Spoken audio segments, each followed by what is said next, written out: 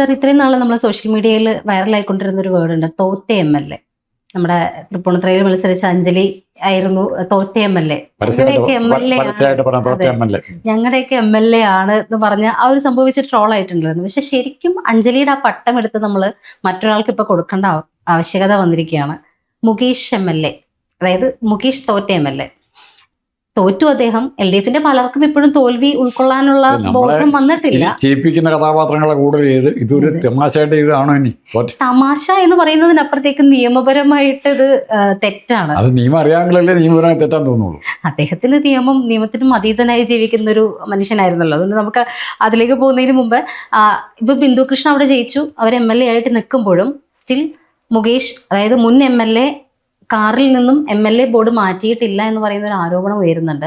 അതുമായിട്ട് relate ചെയ്തിട്ടൊരു advocate തന്നെ പോലീസിൽ പരാതി കൊടുത്തിട്ടുണ്ട്. ആ പോലീസ് സ്റ്റേഷനിൽ തന്നെ ഇത് മുകേഷിനെതിരുള്ള രണ്ടാമത്തെ പരാതിയാണെന്നുള്ളത് പ്രധാനപ്പെട്ട മറ്റൊരു കാര്യം.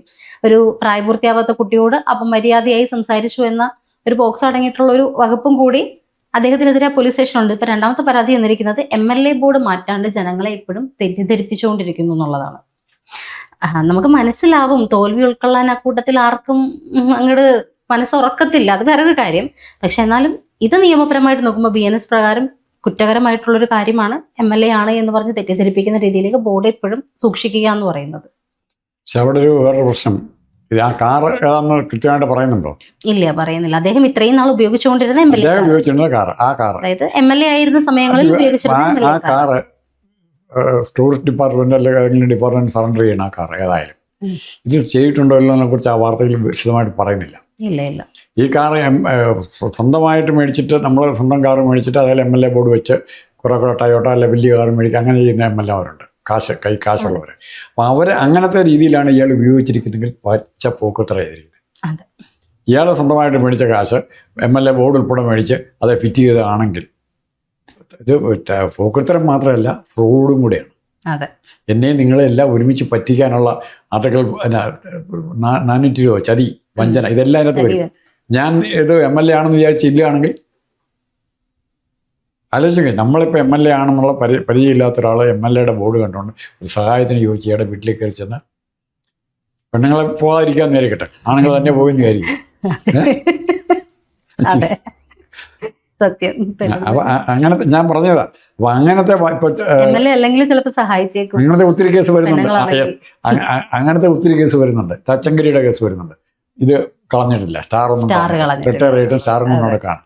അത് അപ്പോൾ തന്നെ ഊരി താഴെ വെക്കണമെന്നാണ് വെക്കുന്നത്. ഇപ്പം മിലിറ്ററിയിൽ നിന്നൊക്കെ ഡിസ്മസ് ചെയ്യണം ആദ്യം ചെയ്യുന്നത്, ഇത് ഊരി മേടിക്കുക എന്നുള്ളതാണ് ആദ്യത്തെ ഫസ്റ്റ് ജോലി, ഈ സ്റ്റാർ. അപ്പോൾ തച്ചങ്കരി അവിടെ കൊടുത്തിട്ട് പോരേണ്ടതാണ്. അല്ലെ ഊരി മേടിക്കാൻ അവിടെ ആർക്കാ കൊടുക്കേണ്ടത് നോക്കുമ്പോൾ ഇങ്ങനെ അങ്ങേര് മേടിക്കില്ല വരാം. നമ്മുടെ പുതിയ അജിത് കുമാർ. അപ്പോൾ അങ്ങനെ ഇതിങ്ങനെ നോക്കിയിരിക്കരുത്, കളയാതിരിക്കാനുള്ളവർക്ക് അങ്ങേരും നോക്കുന്നത്. അപ്പോൾ ഇങ്ങനെ ഇത്തരം കുറേ കൂട്ടുകെട്ടുകളുണ്ട്. അവർ പരസ്പര സഹായ സഹകരണം പോലെ വർക്ക് ചെയ്യും. ഇപ്പോൾ മുകേഷിൻ്റെ കാര്യത്തിൽ സംഭവിച്ചു കഴിയുമ്പോൾ മുകേഷ് ഇത് അതിൻ്റെ ഗൗരവം അറിയാതെ ആയിരിക്കും, അല്ലെങ്കിൽ മുകേഷ് ഇത് ശ്രദ്ധിക്കപ്പെട്ടില്ല. എന്നാൽ പോലും ആരെങ്കിലും പറഞ്ഞറിയണ്ടേ? അത്രയ്ക്ക് പബ്ലിക് കോണ്ടാക്റ്റില്ലാത്ത മനുഷ്യനാണോ?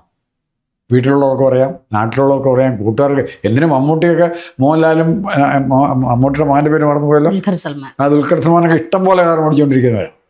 എല്ലാ തരത്തിലുള്ള കാർ അവർക്ക് എൻ്റെ ഗൗരവം അറിയാം. MLAയുടെ ബോർഡ് വെച്ചാൽ കുഴപ്പമുണ്ടോ, ഇതുണ്ടോ, അവരുടെ ബോർഡ് എന്നാണെന്നറിയാം. അപ്പോൾ അത് ഇവരെങ്കിലും ഒന്ന് പറഞ്ഞ് മനസ്സിലാക്കണ്ടേ മുകേഷിനോട്? കുറേ നാൾ അമ്മയുടെ ഏറ്റവും സജീവ പ്രവർത്തകനായിരുന്നു, എന്നിട്ടും വേണ്ടിയിട്ടില്ല. പിന്നെ ഇപ്പോൾ രണ്ടുപേരും വെള്ളത്തിലായി. മുകേഷിനും സഹായിക്കണമെങ്കിൽ ഇത് പറഞ്ഞ് മനസ്സിലാക്കാൻ പറ്റുന്ന ഒരു ബസ് ഉടമസ്ഥൻ കൂടിയായ, ബസ് സർവീസിൻ്റെ ട്രാഫിക് റൂൾസും നിയമങ്ങളും എല്ലാം കൃത്യമായിട്ട് അറിയാവുന്ന, വാഹന രജിസ്ട്രേഷനെ പറ്റി അറിയാവുന്ന ഗണേഷ് കുമാർ ഉണ്ടായിരുന്നു. അദ്ദേഹത്തിന് വാഹന രജിസ്ട്രേഷനെ പറ്റി അറിയാം, പക്ഷെ 17 ദിവസം മുമ്പ് ലൈസൻസ് കിട്ടിയായിരുന്നു. ആ കേസിലും ഗതാഗത മന്ത്രി. എന്നാലും ഇപ്പൊ മുകേഷിനെ സഹായിക്കുമായിരുന്ന ഒരാളായിരുന്നു കൊല്ലം ജില്ല. അദ്ദേഹത്തിന് ആരും സഹായിക്കുമെന്ന് അറിയാത്ത ഇപ്പൊ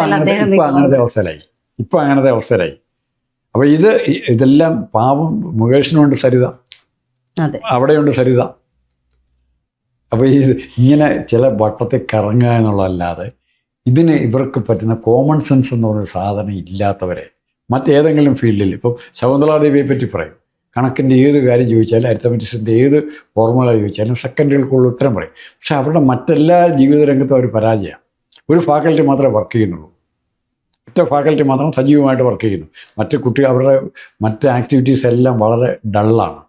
അപ്പം അങ്ങനെ ഈ മുകേഷിന് നടന്നുള്ള രീതിയിലുള്ള അംഗീകാരം നമ്മൾ കൊടുക്കുമ്പോൾ അതിന് ഇയാൾ ചൂഷണം ചെയ്യുക. മോഹൻലാലും മമ്മൂട്ടിയൊക്കെ ഇത്രയും ചീത്തപ്പേര് കേൾപ്പിക്കാതെ നിൽക്കുന്ന അവർ വ്യക്തിപരമായി മറ്റ് ചൂഷണങ്ങൾക്ക് പോയിട്ടുണ്ടോ നമുക്കറിയില്ല.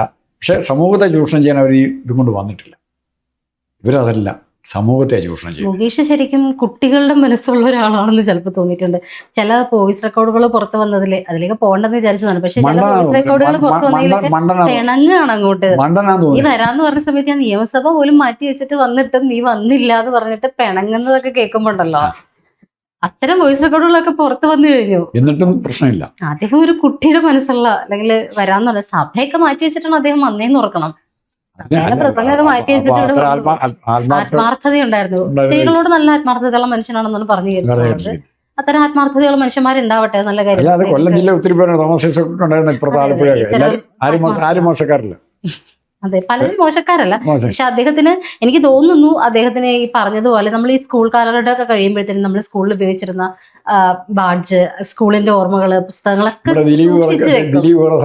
പോകുന്നുണ്ടല്ലോ. അതെ, കള്ളുകൂടം പൊട്ടിയതിന്റെയും ഫ്രോക്കിന്റെയും അതുപോലെ സൂക്ഷിച്ച് വെക്കണം നമ്മുടെ ബാഡ്ജൊക്കെ. നമ്മൾ +2 പഠിച്ച ബാഡ്ജൊക്കെ ഇപ്പോൾ സൂക്ഷിച്ച്, എൻ്റെ അനിയത്തിയൊക്കെ ഇങ്ങനെ സൂക്ഷിച്ച് വെക്കുന്ന പതിവുണ്ട്. അതൊക്കെ അവരുടെ ഒരു ഓർമ്മകളാണ്. പക്ഷെ MLA ബോർഡ് എടുത്തിട്ട് ഇങ്ങനെ തന്നെ വെക്കുക എന്ന് പറയുന്നത് ഓർമ്മകൾക്ക് അപ്പുറത്തേക്ക് നിയമപരമായിട്ട് അകത്ത് പോണ പരിപാടിയാണ്. അത് ആരെങ്കിലും പറഞ്ഞു കാണും, മാറ്റി കാണും, ക്ഷമ പറഞ്ഞു കാണും, വണ്ടി നേരത്തെ സറണ്ടർ ചെയ്ത് കാണും. വിഷ്ണു സുനിൽ പന്തളം എന്ന് പറയുന്ന ഒരു അഡ്വക്കേറ്റ് ആണ് ഇപ്പൊ പരാതി വണ്ടി സറണ്ടർ ചെയ്തെങ്കിൽ പോലും ആ ബോർഡുള്ള ഇയാൾ സഞ്ചരിക്കാൻ പാടില്ല. അതെ, വണ്ടി സറണ്ടർ ചെയ്തതാണ്, എൻ്റെ വണ്ടിയല്ല എന്ന് പറയാം. പക്ഷെ ഇയാളത് യാത്ര ചെയ്യുമ്പോൾ പിന്നെയും പ്രശ്നം. അത്തരം കുഴപ്പം നൂലാമാലകളിലേക്കാണ് ഇത് പോകുന്നത്. എന്നാലും വലിയ കുഴപ്പമൊന്നും കൂടാതെ ഏതായാലും കൊല്ലത്തെ ജനങ്ങൾ ഒരു ബോർഡ് എടുത്ത് ഒറിജിനൽ ബോർഡ് എടുത്ത് കൊല്ലത്തെ ജനങ്ങൾ തന്നെ ഇപ്പൊ ആ ഒരു മാറ്റം മനസ്സിലാക്കുന്നുണ്ടെന്നാ പറയുന്നത്. എന്ന് വെച്ചാൽ മുകേഷ് MLA ആയിരുന്ന സമയത്ത് അവിടെ ഒരു MLA ഓഫീസ് ഉണ്ട്. പക്ഷെ അദ്ദേഹത്തിന്റെ MLA ഓഫീസ് പലപ്പോഴും തുറന്നു പോലും കണ്ടിട്ടില്ല എന്ന് പറഞ്ഞു. പക്ഷെ ഇപ്പൊ ബിന്ദു കൃഷ്ണ, അതെ, പറയക്കൂടി വഴിയുണ്ടാവും. ഏതായാലും ബിന്ദു കൃഷ്ണ ആയതിനു ശേഷം 7 ദിവസവും തുറന്ന് പ്രവർത്തിക്കുന്ന, ആഴ്ചയിൽ 7 ദിവസം തുറന്ന് പ്രവർത്തിക്കുന്ന ഒരു MLA ഓഫീസ് അവിടെയുണ്ട്. ഏത് പാതിരാത്രിക്കും ആളുകൾക്ക് കയറി ചെല്ലാൻ പറ്റുന്ന ഒരിടം അവിടെയുണ്ട്. ഇപ്പോഴാണെങ്കിൽ കൊല്ലംകാർ തന്നെ അവിടെ ഫ്ലെക്സ് വെച്ചിട്ടുണ്ട്, MLA കാണാനില്ല, കണ്ടു കിട്ടുന്നവരെ അറിയിക്കുക എന്ന് പറഞ്ഞിട്ട്. ആ സമയത്ത് മുകേഷിന്റെ പേരിൽ ഒരുപാട് ഫ്ലെക്സുകൾ ഉണ്ടായിരുന്നു. അതിന്റെ പേരിലും ഇദ്ദേഹം പബ്ലിക്കായിട്ട് വന്ന് ചീത്തവിളി നടത്തിയിട്ടുണ്ട്. അപ്പോൾ അത്രയും എനിക്ക് തോന്നുന്നു തോൽവി ഉൾക്കൊള്ളാനാവാതെ ആ മനുഷ്യൻ ചിലപ്പോൾ ഒരു ബോധത്തിലേക്ക് വന്നിട്ടുണ്ടാവില്ല. അതുകൊണ്ട് അദ്ദേഹത്തിന്റെ ഒരു ചിലപ്പോൾ മറന്നു പോയിട്ടുണ്ടാവും. ഒറ്റ ഉദാഹരണമുള്ളൂ, ചില സാറന്മാരൊക്കെ റിട്ടയർ ചെയ്ത് കഴിഞ്ഞിട്ട് ആ ദിവസം ഇവർ റിട്ടയർമെൻ്റ് ഒക്കെ കഴിഞ്ഞ് സ്കൂളിൽ നിന്ന് സ്വീകരണമൊക്കെ മേടിച്ച് പോകാതെ പിറ്റേ ദിവസം രാവിലെ എഴുന്നേറ്റ് ഇവർ ഓട്ടോമാറ്റിക്കായിട്ട് തയ്യാറാവുമെന്ന് പറഞ്ഞു. ചോറുമൊക്കെ എടുത്ത് സഞ്ചിയൊക്കെ എടുത്ത് സ്കൂളിലേക്ക് പോകുന്നത്. കാരണം റിട്ടയർ ചെയ്തെന്നുള്ള അവരുടെ ബോധത്തിലേക്ക് അത് വന്നിട്ടില്ല. മുകേഷ് ഇപ്പോഴും MLA ആണെന്നും പിണറായി വിജയൻ മുഖ്യമന്ത്രിയാണെന്നും വിചാരിച്ചായിരിക്കുന്നത്. പിന്നെ എന്നാ ചെയ്യാൻ പറ്റും? പിണറായി വിജയൻ ആ ബോധത്തിലേക്ക് വന്നിട്ടില്ല. ഈ അധ്യാപകരൊക്കെ റിട്ടയർ ചെയ്യുമ്പോഴത്തേനും അവർ റിട്ടയർ ചെയ്തു എന്നുള്ളൊരു ബോധത്തിലേക്ക് വരാത്തത് അത്രയും നാൾ അവരവിടെ സേവനം അനുഷ്ഠിച്ചു കൊണ്ടിരുന്നത് കൊണ്ടാണ്. പക്ഷെ ഇദ്ദേഹത്തിന് ജനങ്ങളായിട്ട് വീട്ടിലിരുത്തി എന്നുള്ളത് കൊല്ലംകാർ ചതിച്ചു എന്നുള്ളൊരു ഫീലിലാണ് നിൽക്കുന്നത്. അതെ, ആ കോംപ്ലക്സിലായിരിക്കും. അതങ്ങനെ കിടക്കട്ടെ. മുകേഷ് നാളെ എന്താ ചെയ്യാൻ പോകും, നാളെ ബോർഡും കൊണ്ട് പോകും നമുക്കറിയാമല്ലോ. ഹരിചന്ദ്രൻ അഭിനയിച്ച സമയത്ത് സുരേഷ് ഗോപി ആ തൊപ്പി ഇപ്പോഴും സൂക്ഷിച്ചു വെച്ചിരിക്കുന്നത് പോലെ ഈ MLA ബോർഡ് ഒരു പക്ഷേ ഫ്രെയിം ചെയ്ത് സിനിമയിൽ അഭിനയിച്ചതാണ് വെച്ചോണ്ടിരിക്കുക സ്മാരകം എന്നുള്ളത്. MLA ബോർഡ് അദ്ദേഹത്തിന് വേണമെങ്കിലും തച്ചങ്കരിയുടെ കേസ് വന്നോണ്ടാണ് ഞാൻ പറഞ്ഞത്. തച്ചങ്കരി സ്റ്റാറും കൊണ്ടാണ് നടക്കുന്നത്. ഏറ്റവും വിവരമുള്ള ഉദ്യോഗസ്ഥനാണ്, IPS നല്ല റാങ്കിങ് മേടിച്ചവനാണ്.